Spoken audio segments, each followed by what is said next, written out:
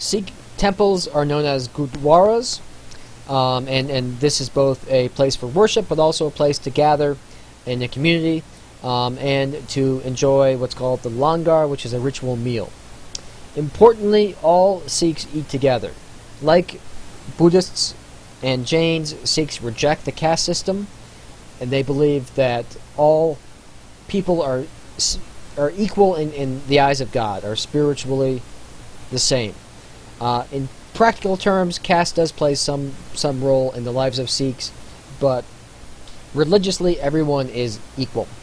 In contrast to Jains, Sikhs reject asceticism. They reject the approach which requires that you give up everything you own and live a life of self-denial, and instead they affirm the importance of family and to work hard and to buy homes to care for their families. However, God must remain their central focus, and even their families and certainly their possessions come second to their faith and devotion to Akal Purakh. Some of the religious duties expected of Sikhs include tithing, giving a portion of your income to the church and to charity, the Gurdwara and to charity, performing penance for sins, avoiding alcohol, and engaging in daily spiritual rituals of worship.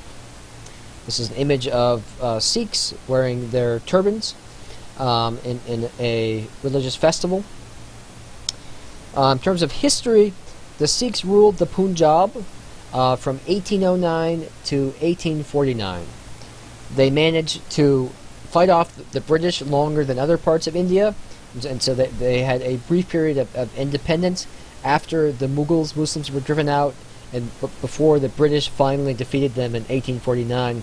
And many see this as sort of a golden age, and long to have an independent state, which they would call Khalistan, which would effectively secede from India and be a country founded on Sikh principles.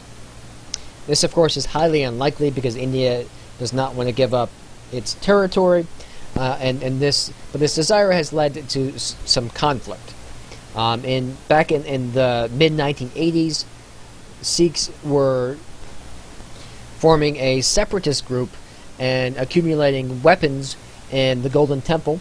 This led to an assault by the Indian Army, which saw this as a threat to its authority, and many Sikhs were killed. In retaliation, in 1984, a Sikh bodyguard assassinated the Indian Prime Minister, Indira Gandhi. Hindus became enraged and massacred a large number of Sikhs. This led to a period of guerrilla warfare in which separatists would launch effectively terrorist attacks on Indian officials and government buildings up until 1992, when a ceasefire was finally declared.